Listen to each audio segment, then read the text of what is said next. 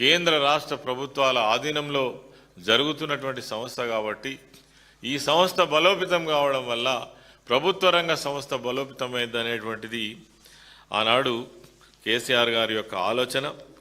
అందుకే ఈ తాడిచెర్ల 2 అదేవిధంగా సింగరేణిలో తొలిసారిగా 1995 సంవత్సరంలోనే సింగరేణి సంస్థ ఈ బ్లాకును గుర్తించినటువంటి విషయాన్ని ఈ సందర్భంగా గుర్తు చేస్తున్నా.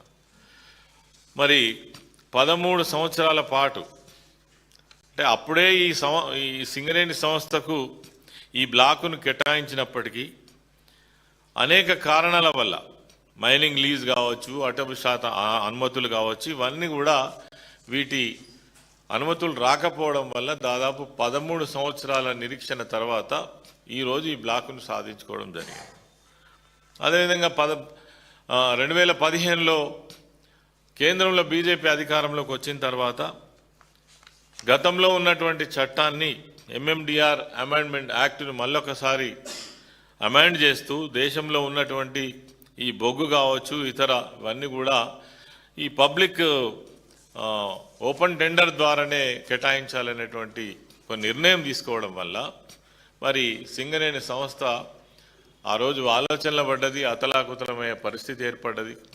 దాంతో ఆ రోజు ఇక్కడ రాష్ట్రంలో అధికారంలో ఉన్నటువంటి బీఆర్ఎస్ పార్టీగా మేము, మా ముఖ్యమంత్రి కేసీఆర్ గారు దీన్ని తీవ్రంగా వ్యతిరేకించి ఈ ప్రాంతంలో ఉన్నటువంటి బొగ్గు బ్లాకులను సింగరేణి సంస్థకే ఉండాలనేటువంటి గట్టి పట్టుదలతో మరి దీన్ని వ్యతిరేకించడమే కాకుండా ఆ రోజు ఏవైతే బలవంతంగా మరి టెండర్లు పిలిచినటువంటి ఏవైతే కళ్యాణ్ గాని బ్లాక్ 6 కావచ్చు, కోయగూడెం బ్లాక్ 3 కావచ్చు, సత్తుపల్లి ఓపెన్ కాస్ట్ 3 కావచ్చు, శ్రావణపల్లి కావచ్చు, ఇవన్నీ కూడా 2021 డిసెంబర్లో ఆనాడు కేసీఆర్ గారు దీన్ని వ్యతిరేకిస్తూ ప్రధానమంత్రి నరేంద్ర మోడీ గారికి లేఖ రాస్తూ ఇది కేంద్ర ప్రభుత్వ రాష్ట్ర ప్రభుత్వ ఆధీనంలో నడుస్తున్నటువంటి సంస్థ కాబట్టి ఖచ్చితంగా సెక్షన్ 17A చట్టం ప్రకారం ఇవి ఈ ప్రభుత్వ రంగ సంస్థకే ఉండాలనేటువంటి ఉద్దేశంతో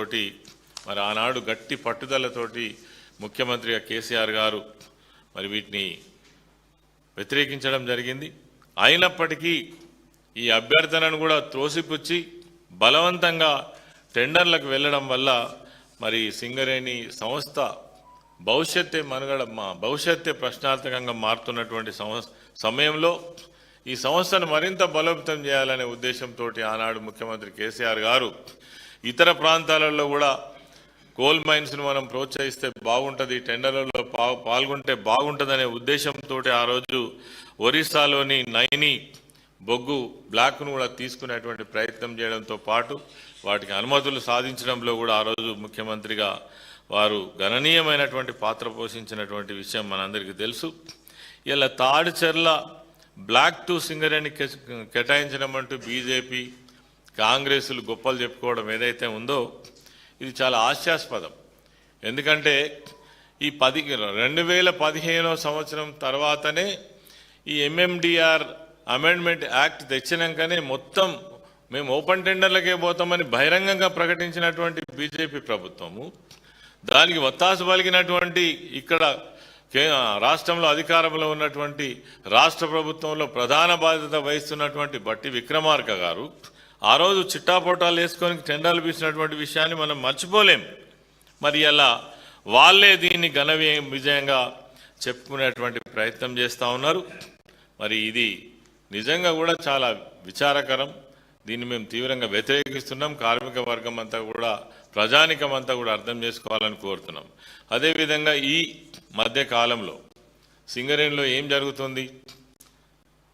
అనేక కుంభకోణాలకు కేంద్ర బిందువు అయినటువంటి సింగరేణి ఇలా రాష్ట్ర ప్రభుత్వంలో ఉన్నటువంటి ముఖ్యమంత్రితో పాటు మంత్రులు ప్రత్యక్ష ఇన్వాల్వ్ అయి ఎన్నడూ లేనటువంటి ఒక సైట్ విజిట్ అనేటువంటి నిబంధనను తీసుకొచ్చి ఇప్పటికే అనేక టెండర్లను మరి వాళ్ళు ప్లస్లో 10%, 12%, 13% ప్లస్కు తీసుకొని 100 కోట్ల రూపాయలు నష్టం చేయడం ఒకవైపు జరుగుతూ ఉంటే, అదేవిధంగా లేని బొగ్గు ఉన్నట్టుగా సృష్టించి 40 లక్షల మెట్రిక్ టన్నుల బొగ్గు ఉన్నదని మరి ఇప్పటిదాకా సింగరేణి సంస్థ చెప్పినటువంటి అన్ని కూడా అవాస్తవాలను తేల్చినటువంటి సమయంలో దీనిపైన బీఆర్ఎస్ పార్టీ మరి ముఖ్యంగా హరీష్ రావు గారి నేతృత్వంలో ఒకటెనుక ఒకటి మీకు ఎలక్ట్రిసిటీ రంగంలో ఏదైతే మీకు అనేక కుంభకోణాలు ఏ విధంగానైతే జరిగినాయో వాటన్నిటిని కూడా బయట తీస్తున్నటువంటి తరుణంలో మరి ఇలా ఫేస్ సేవింగ్ కోసం మాత్రమే బీజేపీ కావచ్చు, కాంగ్రెస్ ప్రభుత్వంలో ఉన్నటువంటి పెద్దలు కావచ్చు, వాళ్ళు ప్రజల్లో అంటే ఈ కుంభకోణాలన్నీ కప్పిపుచ్చుకోవడం కోసం కేవలం ఫేస్ సేవింగ్ కోసం మాత్రం చేస్తున్నటువంటి ఒక ప్రయత్నం తప్ప మరి ఆనాడు మాట్లాడినటువంటి మాటలకు ఈనాడు మీరు చెప్తున్నటువంటి మాటలకు పొంతనే లేదు. కాబట్టి ఈరోజు కాంగ్రెస్ ప్రభుత్వం కావచ్చు, బీజేపీలో ఉన్నటువంటి మరి నాయకులు కావచ్చు, ఇలా ఏదో మేము ఘనకార్యం సాధించినామని చెప్పడం ఏదైతే ఉందో హాస్యాస్పదం.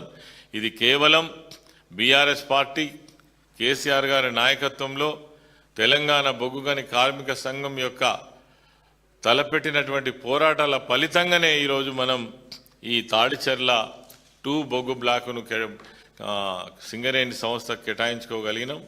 ఇది చాలా సంతోషకరమైన విషయం. ఏది ఏమైనప్పటికీ సింగరేణి సంస్థకు మరి ఈ కోల్ బ్లాక్ కేటాయించడం సంతోషం. అంతేకాకుండా మేము ఇలా డిమాండ్ చేస్తున్నటువంటిది ఒకటే, గతంలో మీరేవైతే టెండర్లు పిలిచి అవి ఇప్పటికి కూడా మరి యాక్షన్లోకి రాకుండా ఉన్నటువంటి ఏవైతే ఉన్నాయో మీకు చిత్తశుద్ధి ఉంటే కోయగూడెం 3 కావచ్చు, సత్తుపల్లి 3 కావచ్చు, అది శ్రావణపల్లి కావచ్చు, వీటన్నిటిని కూడా సింగరేణి సంస్థకు కేటాయించిన నాడు నిజంగా మీకు చిత్తశుద్ధి ఉన్నట్టు, మీరు సింగరేణి సంస్థ అభివృద్ధి కోసం పాటుపడ్డట్టు, మీరు ఇలా చేస్తున్నటువంటి ఏదైతే సంబరం ఏదైతే ఉందో, మీరు మీ ఘనకార్యం ఏదైతే ఉందో నిజంగా ఉన్నట్టుగా మేము భావిస్తాం. కాబట్టి ఇది కేవలం మరి ఒక మభ్యపెట్టడం కోసం ప్రయత్నం చేస్తున్న విషయంగా మనం గమనించవచ్చు. సింగరేణి సంస్థలో జరిగినటువంటి బొగ్గు కుంభకోణాలను కప్పిపుచ్చుకోవడం చేస్తున్నటువంటి ఒక ప్రయత్నంలో భాగమే అని కూడా మనం చెప్పచ్చు.